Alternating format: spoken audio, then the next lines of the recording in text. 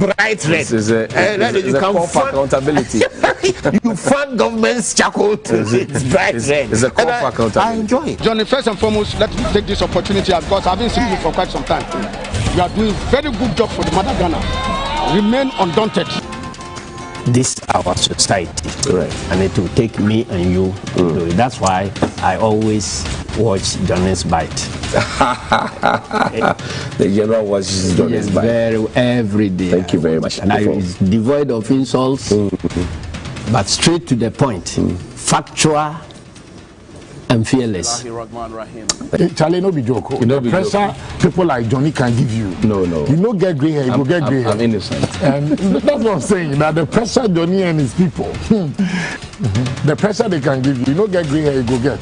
So your best bet is not to have hair.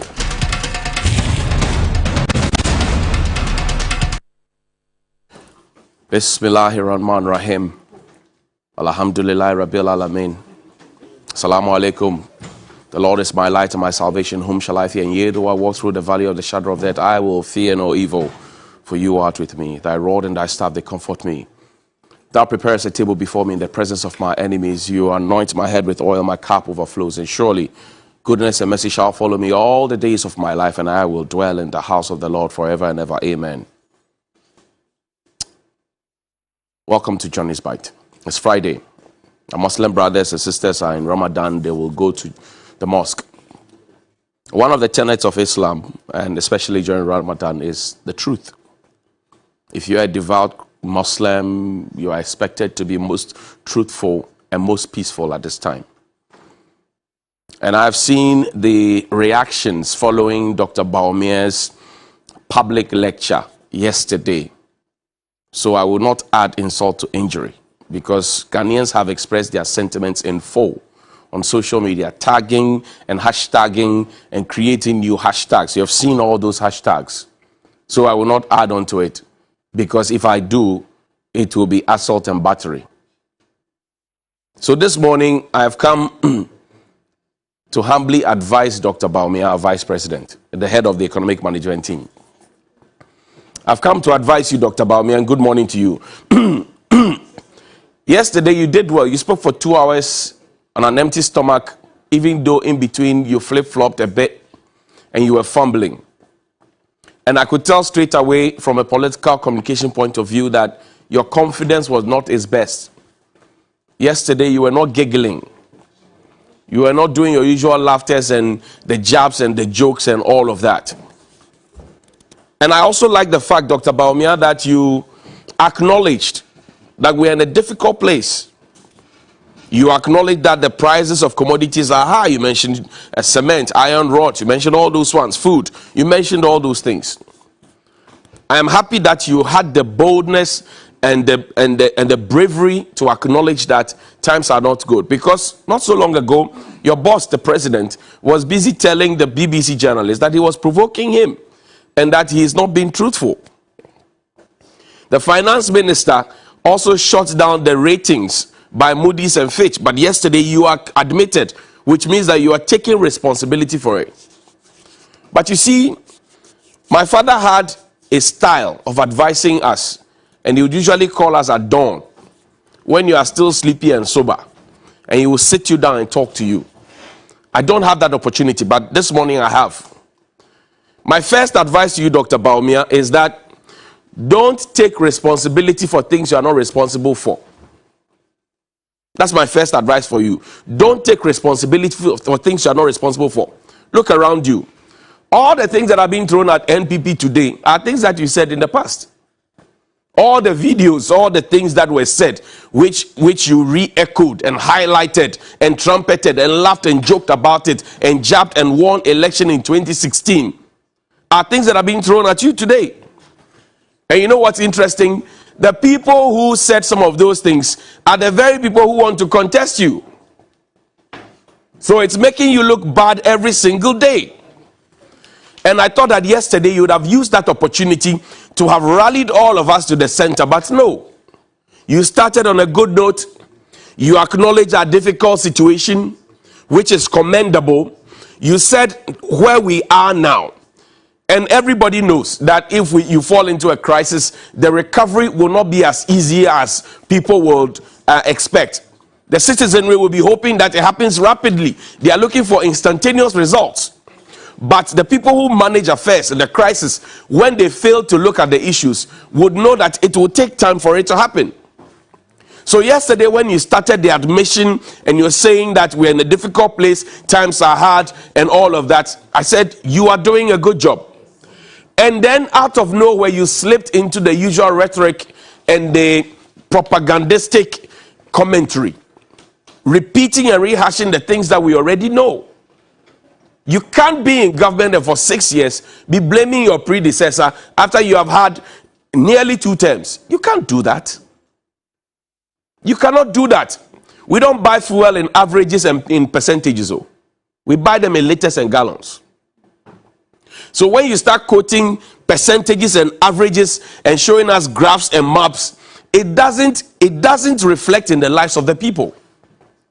So the people can scream and shout and dance and jump, Tescon or whoever it may be. You will win popularity within your party, but externally, go and check on the streets. The people within your party, they will praise you, economic messiah, will say ye, but out there, you may win your primaries, but when you come to the battlefield, you see, you'll be battered like the president was battered at the BBC interview because he failed to rehearse with local media. So number one, don't take responsibility for things you are not responsible for. You didn't appoint the finance minister. Nobody voted for you. When things are wrong, say them the way they are. Because after August, September, October, power will shift, whether you like it or not. After you have voted for you have done your internal elections, power will shift. Now the thing will be on you, or will be on Alan Tremantin, or will be on the agri minister.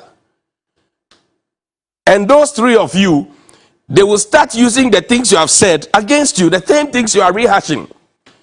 I was expecting that yesterday you would have rallied all of us to the center, giving us hope and inspiration. You started and you failed. Because preceding your speech, you had all these political people coming to make statements. And then you topped it up, the icing on the cake, with all of those things that we already know. How do you even come to say that we got free water and free electricity when you know that we are paying for it? Yesterday, I told you to speak the truth and shame the devil. I told you yesterday. And you see, you may be doing something that's gratifying to the hearts of the people who are in the party.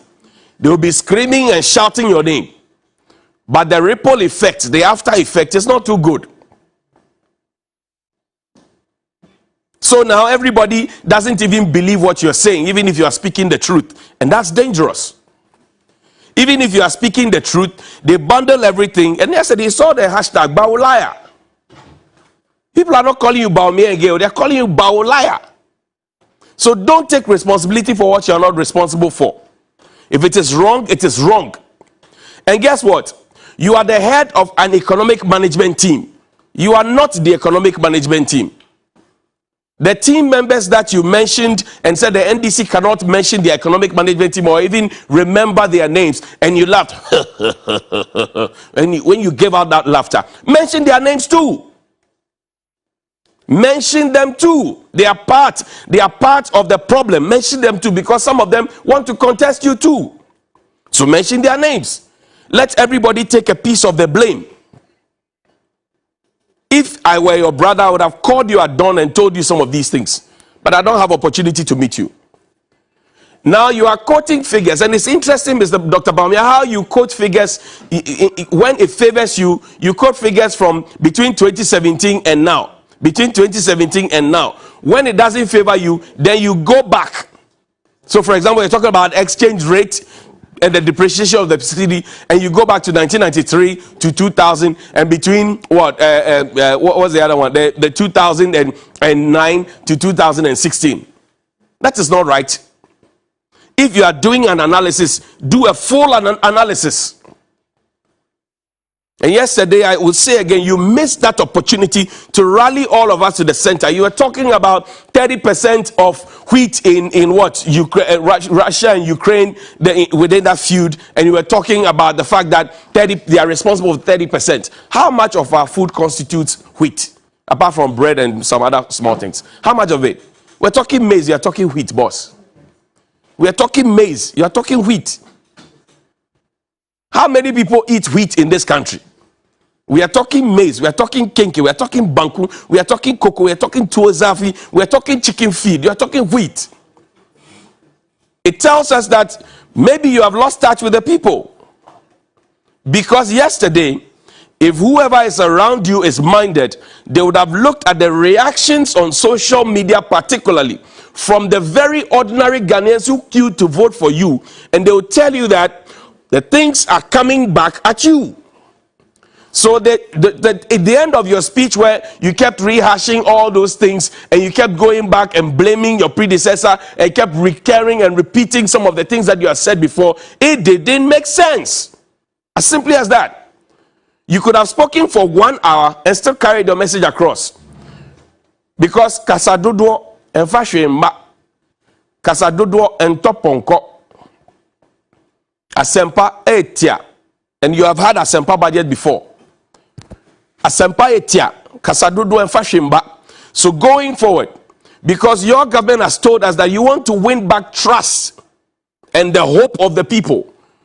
You started winning trust with your speed, and you decided, and what even put me off, Doc, yesterday was the fact that you decided after the incessant calls to speak on a party platform. You are the Vice President of the Republic, for God's sake. Why would you choose a party platform? Were you campaigning already? Because it's too early to campaign. It's too early to want to break the A. It's too early. It's too early for you now. You are in a quagmire. The quagmire is getting mired, and you are still looking at campaigning in the heat of things. When you and I know, Doc, you and I know that recovery from crisis doesn't come at once. It takes time. It takes a process. So once we let the people understand it, you are blaming COVID, you are blaming Ukraine, you are blaming this. And I even made a joke yesterday that if Cookie and I decide to fight today, you may assign it to our economic problems. Now you're admitting that shutting down the banks is part of our problems. It was mentioned in the past, and I'm happy that you're making those honest admissions, which is in itself is good. But where you lace those honest admissions with all the propagandistic commentary, which will make your party people think that, hey, somebody is communicating, stop it, boss. If you want to win trust, if you want people to support you genuinely, if you want to win the confidence of people, those are not the things you say. You must bring a clean sheet. And boss, enough of the paper leadership. When you quote figures to people or for people, and you tell them that their lives are good, their lives are better, they will deny and they will reject it, because development is about people. The people you are leading should be able to tell you whether where you are scratching them is where they are itching or not.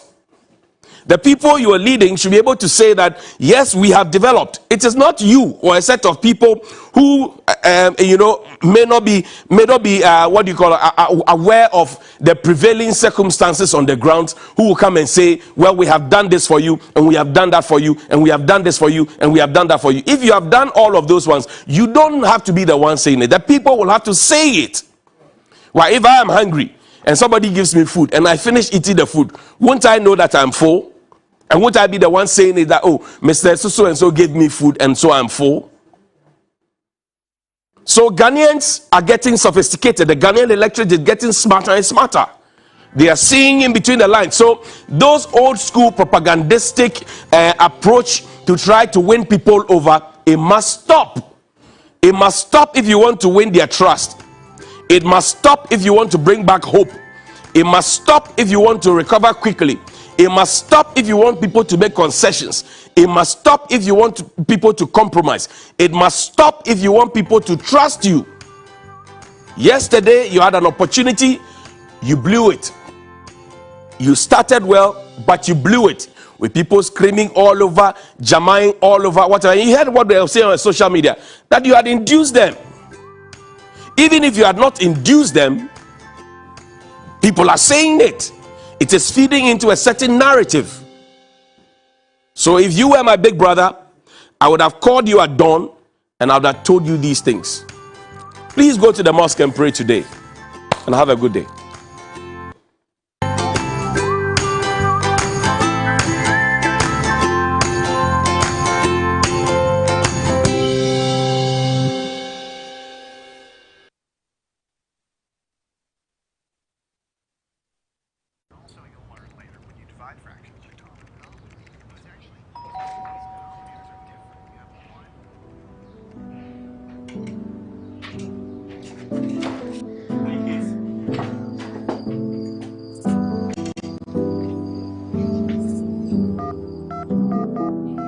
So that mom can be able to open the door. This is it. Please don't do. Here's my little brother doing something special. He's setting the camera up with another bright idea. Let's just open the door. Yay! Mom, I got this. Now you can be part of the extraordinary world of endless possibilities on Vodafone. With the best value and amazing data offers and services available in Ghana, your dreams